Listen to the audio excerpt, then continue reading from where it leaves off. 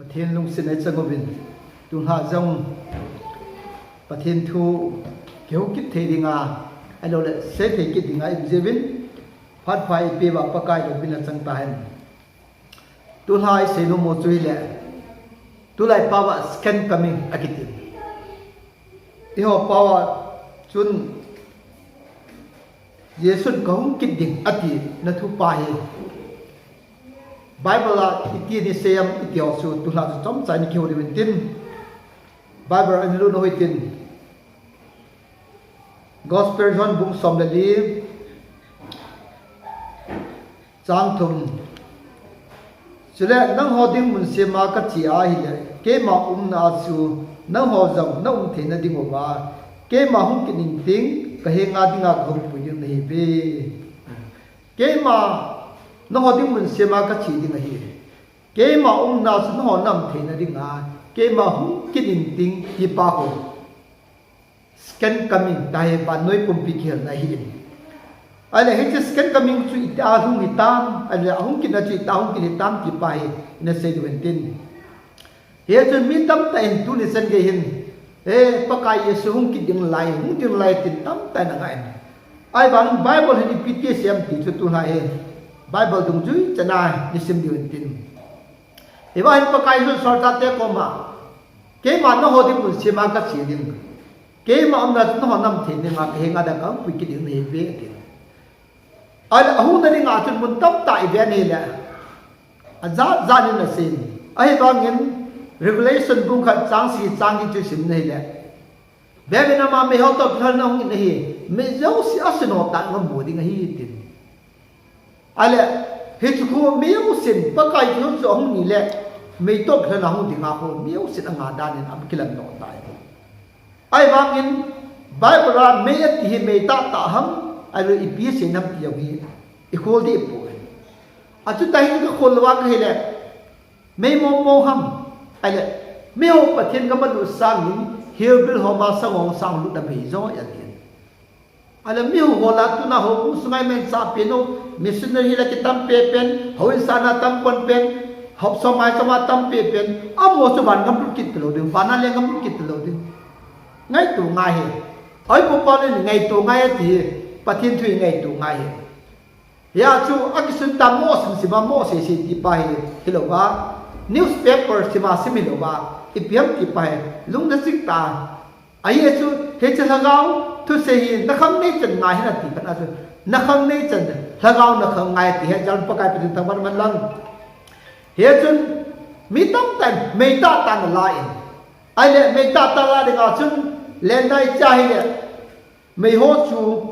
le na sa nga nim ki ji na lai su angai to ngai tai ni he ai le ama bang thu pon bung som ni la ni a chu sim he la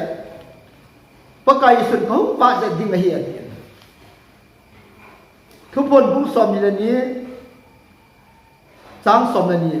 ven ke ma khom ba ja ding hi chule a thil bor a chon na dung ri chi a le thuna ka pi na hi to man ka ko a mi ha ke ma khom ba ja ding he tin tu chan din la inga nga ji khom ba ja ding he ti ge sang lo ri ta he sap pa vai ve ai without delay ge sang lo ding kui ge tin ge sang lo ding ala kum sang ni wa ta kahin het mo win Vaticana po bho ka den ro thyo win pa ka ye so ni che se hi alem pi tu kham ka a se bo ve I hon alem pi tu kham kan thu tap kai se bang ikitip no chi emotion po ve tin Bible la hi lo mo ngai dan en le ha kit ta le ai bang ni tina ngam te be ta hi la aji chu ama hi Pentecost na haga ba hung chu ai tai ti tu ni ki chitan ni se no pe ai le Pentecost na hu chu hagao chu pathin hi tai ti hu ya imu thei bam gospel hon lung li chang som ye li chun tun pa khai chu hagao hi tun pathin chu hagao hi au tan chu ta hagao wa hu ding mo hi ani ale hi chi pasanga chun ipiti hungam Bevel ma me hok to na uri ta tu pon na se chu me ta ta hi puin abana sorta bung khat chang som na chen gali mi te ni hiwa jeso atokal namu banga ahu sugum namu ding ahi ati ala gali mi te ni la thitai gali mi te ni chi hoi puwe gali mi te ni komase ahina mani chu nahi nge ni som la bana kar ni som ma ne ahu samutan pakai tin na man lang he chun min ho asun ho jo sinam muri he ti chun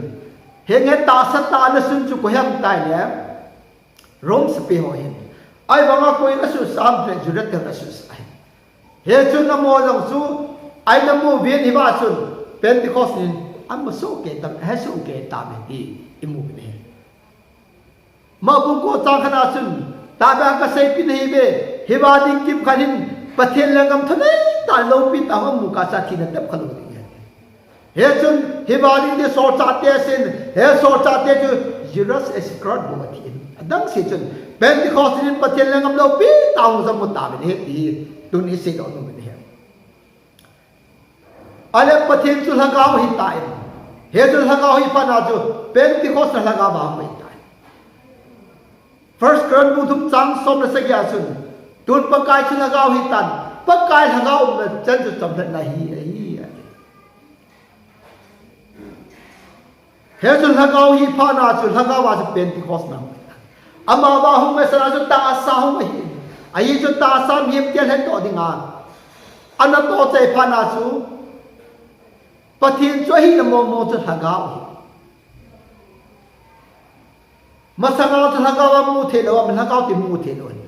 he chu ta sai na chu am sai dik pha na lagaw mu the lo hi tai ti ai na ai su hai ai ti ke nam tai la first John bung li chang som na tu wa chun hi chai ni ho ama aum I hiu chu le ama I ho ma hiu I ho ma hi chu le chu he be ama na ba lagaw e pi ta hiu chun First John bung li chang som na tu chun e ho ama mi hi na ba I ho ma hi be ama lagaw e pi ta hiu chun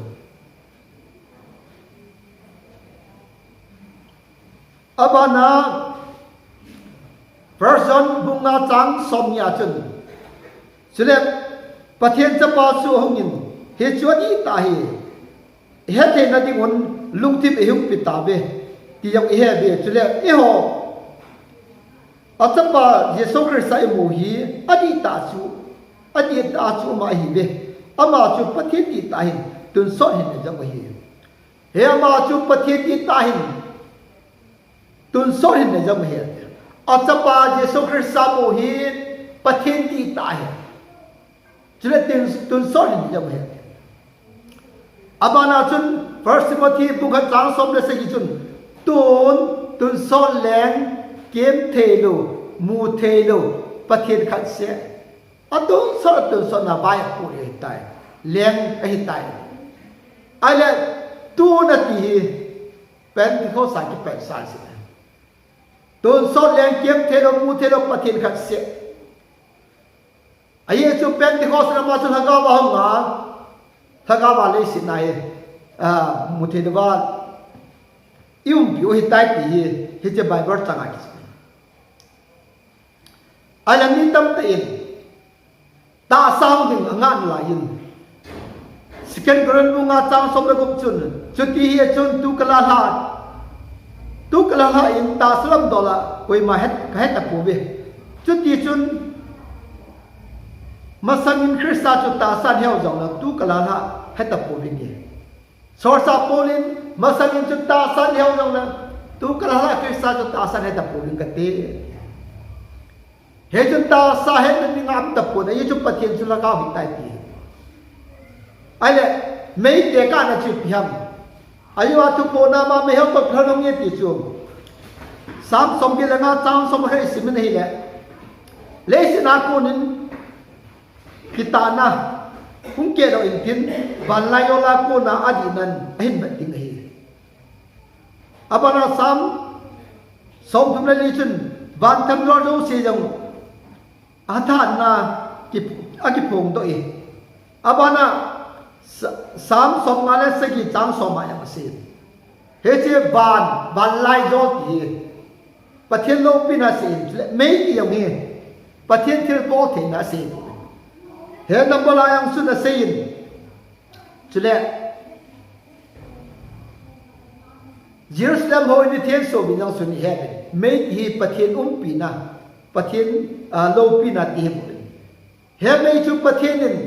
pathian mo mo hi pun alo pi vậy sana te ka này he mấy à hum pathian ngai khale hi pu pathian lâu pina vậy sana he chú Jerusalem cho thiên số ta vậy Solomon he ti chun thêm có thiên số ta này là he pathian lâu pina hi le fu tan mấy nơi lẽ phụ ta này là ở cái thiên nhiên này thiếp hồi ở sung ang ngầm rồi dám đổ gì hết trên mấy chun ipiam pakai đâu pina bé sa này nằm bao lâu trên đây là pakai chu mấy là không cùng làm mò xí tổ ông chủ mẹ hết trên mấy lom thì pakai đâu pina pathian đâu pina bé sa này cũng bé thì chú cái gì đâu mình hết a Bible tụi ai xíu hết number bung som khat sang som ni langa chule lem te khat na bung ye chang som khat hilai ki sim lo chen mei ji chun pathian lo pina pathian pina ave sa nai bu he me ya chu pathian hu ring ti nai ni pu he he ti ye chun gali mi te ni ko ba chun akal to na mu ma hu na mu ri he ti ye chun gali mi te ni long ni som ya ba na kal ni som ba na hu su pen ti ko se ni man ta Hindi chun Revelation bung som ni la khai chang som ni la tum chang tum ji sim le le bana kuna Jerusalem thang kum la kam mun hi devin pathin chen na chum him lai tai chule ama chuma mi te ni tu so na um pi ni tai turin pathin chum ông kum la tan pathin chen chum him lai tai ta na hoya chi ni ki sa min pathin him la chang tai ke se hi kon Revelation ni na se hai ta ngai tu le pathin tu ai chụp pathian chân hăng in bên đi khó sa hăng ao bảo hùng ta chú hít cho sệt này bên pathian chân cho miếng lại tai ale bên đi khó na hăng ao chú anh cái này cái tiền bài bảo cái sụn rồi anh cái này cái sụn rồi he chun pathian chân cho miếng lại tan ở tu so na đi hình tai he chân bên đi khó na ye solo pi ta hùng đi ba chú Isaiah bung som ko lu sang som na gan isa thêm bao na mu he pa kai chu lo mi ta na lu hana chu eng su mesia pa la jegin me ko manga hungin alu hana chu atina se Isaiah som ko lu sang som na si male chit pen Pentecost hu hi Pentecost na pa kai lo pi ta hu ni pa so ni se ko ben ti hi tu nin he sao yong le be ri se lo num ben hi he chun pa thiên chu la ga hi tai tila chung pathian hi pa khang ki tiba chu o a thaga mu the lo abana First Timothy bung thuk chang som lu ma chun pathian ngai sa nai tu hi ni kan ne bia li ni ama ta sang ki pu hi he chun ama ta sang miem te hu hi begin he chun na thila thau do in thaga we kit tai he chu pathian chu thaga hi he chun hi chila gao chu Pentecost na lo pi ta hu kina ya chu Pentecost na hu la gao chu ji sui tai tu nin nga jang leo hen adang hi ama bang corona chun pathian tam ta thang ao tam ta min adang ho ba ji ngau bang ka ti ko ama bang min thon Yesu Christ la gao ti sum ba che ai ta ni he chu pathian ni ta hi ta yo la dang nga ba ni ba chun ke chun ka se ti ta poi Bible am lo hi ta ye chun he ti ye chun Pentecost na ho la gao chu Yesu hin tu nin la gao hi tan aju bai seo Gospel John bungli sang somni litun tun pathian chu lagaw hin Pentecost na ki pana pathian chu lagaw tan hau tan chu ta lagaw ba ho ding hi ati koran min pakai chu lagaw hi tai pakai lagaw mi chon chom than hi tai min pakai lagaw hi tai ta nang ni pakai chu pathian chu ta sa na na mu te dan nei le wang chon nang le nang ki ngai to ta hi skin ka se thi ta poi ti tuna Bible changai proof thiu in tin abana neo khat mi se be ki do hin tin ho bung lengam ti hi interchangeable amin ki ba mai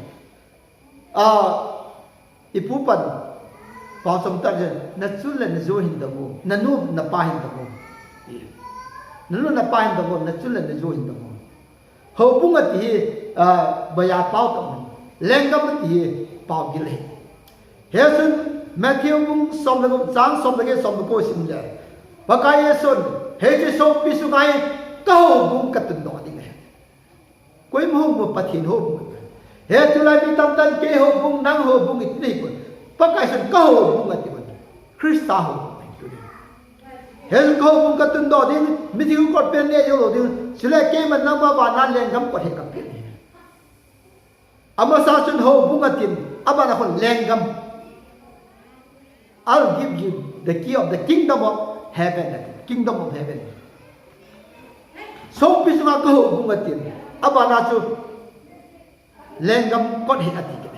He lenggam ho bung hi thak he. He je mi tam na he ti. Ai le he je lenggam ho bung chi pi ham tai le. First Corinthians bung thum chang som na gop chun. Som na sagi. Pathin in thir ni wa na suma ba pathin langa a chen sun he na bu ham. Pathin in thiang sumanga chu pathin ama chu sumang di hi aji chu ajena be tilam pathin in chu atheng hi na ho jam chu tabom chu nei be tunin mi tam ta hi che ho in hi ho bung in asin ai ba bible ho bung ati chu ita sai mon ai jo pathin hi ba cheng pu in ai jo ban ka to na le ka ken am na nang i tam ne sa tidam tin david ko ba ne se he chu so sa pu ne ta sa so pathin in thi ita sa hai pathin che he che ho in hi pathin chen nei pu ma bang pa kai mai su thing ba ki til kho da ding kil na ding pathin thu thang sak ding a isi he che ho in ai pathin cheng hi poi ti tu ni se no no be ai chu thu pon bu som ni khan chang som ne ni ve ni le chule su nga sun ho in ka mo poi a je su pa kai pathin ha chu mung chule kya mo no chu a ho in o hi he pa kai chu ho in he ala pa kai chu na la kya chen na la ke chu ho in so ama bang i hon tu ni che ho in tiu la ho in ni ta pa che ho in ni ta so nang la ke ho le hi chu na la ke chu pa thiên a ho bung i chu he ala to han so sit ne ho chu a so sit na ki so tiam phai ba chu ki la ro ki chon do ai tai hi chu ya kem ro bung kom chang som le ge sile chon sit na ko na ki choi da chon pa su nei ho hi tai ko hem Rome mi ho Krista mina baptize sa ho Krista Yesu chon sit ki su be ho chu chon sit na ko na ki choi da chon pa su nei ta be ani ti he abana efisi muni sang na chu he ji ya chu thi moi thi lai ta wa Krista in Krista to thakana e hin sao hi thi moi thi lai ta wa Krista e hin sao hi ale na thi ko na chu biam na chon sit na chu na chon sit na ki sok na chu Krista to nam bo pa na chu chon pha nei ta ni abana efisi muni sa se ki chun aman thak tai kai tho wa pan mun hai tu sa wit tai ki la ban na ka to pun ale so sa pul ban nai tu e to sa wit tai he sun Krista Yesu na bok tai chen wa de thulung tha ka ma ki du ki tip na tha new covenant thulung tha ki lut pa chu e kai tu bok tai sa chu athi bok tai chen ma sanga chu mit thi ki bok tai chen pa na chu ke do e kai to ban mun ai tu sa wit tai chule mong ra chun thi na ku ne na gar kai hi ta be al ho ya chu ki thiam cho sit na chu ki thi Yesu Krista ki ban pha na chu chon pha ke su he chu na ham de bok tai sin pa ka Yesu na bok tai chen naw hi tho kit na hi he ba hi ho bung la na le ke he Yesu Krista chen na he che ho ni ho bung ai la kha ba le i boi kha ama wang tunin apoi mo poi ka tra poi mo ma hi ki til ko ne kel na ni ya chu mi tab tan ho bung le ngam he chi ko chi le ho bung ta le chi ho bung da ni ngai to ai pun nang le ke niam ke na Krista ho bung hi bo be ti chu ka ga si mo mi a aba na kan ni se de ki ro hi tin karen bung som la na chan First Corinthians bung som la 张说米了你，这多嘛做条套给定个伊，门门天给多hin，门门天老给改头伊，门嘛给多hin，老比他给改头伊，汉莫他给多hin，他他给改头伊，一摆你是么这盘你爱多丢，你看我们，门莫的，还就不干也说明啦，做事一年来就门莫，一打上天灵，一老人天灵，也门莫。菲律宾不同张说明了个准，以后为啥打上门莫伊阿克啦，阿玛达山老比达里马祖欧姆沙伊带，菲律宾不同张说明了个准，克山阿玛达山阿祖，以后门莫伊阿克啦，老比达阿玛达山老比达里马祖欧姆沙伊带，阿拉会阿去哪么？गलती बुद्धम चांग सोमने से kitchen no ख्रिस्ता बोलता है चांग चांग से ख्रिस्ता ने की बन पाए ताने हे ख्रिस्ता की बन बाप ना चु इकी बन को सारा जो मैन मो इकी बन अपना चु लो पीता की ते पका दिन थमन मनलंग अब ना मोन मंगते आकी तो है लो पीता काय थवाम दी गई सेकंड करन बुद्धम चांग सोम खचुन अमंग थे बच्चों को गा लो पेले आई मैं ते आउं ने चुगम चंगा लो मोन मंगते आकी तुहिन मोन मंगते लो की काय थो ही अमंगते जो थुलुन लुए ही चले थुलुन लुए इचो से नाउ जो मंगती के ना माबांग ख्रिस्ता यीशु की बन नहीं मंग तलोरी यीशु जो मंग तलोरी पनासु अतुन सो लेंग पा थी ने लो मन ती ने लो ही पनासु मोन मंगती लो जे पकाय पे थमान मन अब ना हाल मोता की तो ही था ता कै थवा माही हाथ मोता के दुआ है इफिसी मुनी सांसी के चुन अमन था ताए कैठो बा बान मुनाई तो साहिता है अमन था ताए कैठो था हाथ मोता के दुआ है हे पकाई सो लकी बन मसा सो हाथ Moni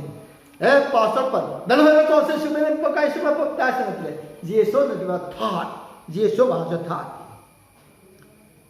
Yesus sekian keran butuh cang som nasi gisun. Pakai langa aku na lopi na lima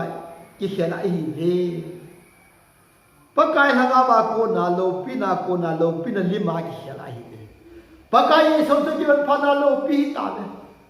Nala kian tu kian lopi pun Yesus tu lopi. Amal si zakai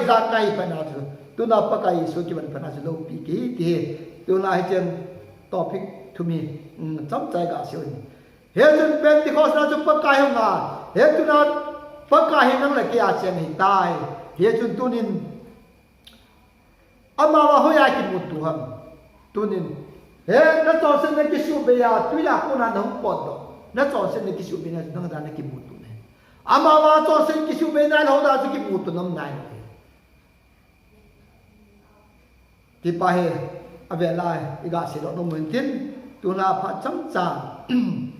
ประเทศทัวอีกทีคนนั่นเดียวเห็นเจนส่วนนี้ตันแต่ประเทศนั้นทุกอายุเสียถ้าเราในครั้งไงจะได้เป็นประเทศบนปิดตาแห่งอาเมน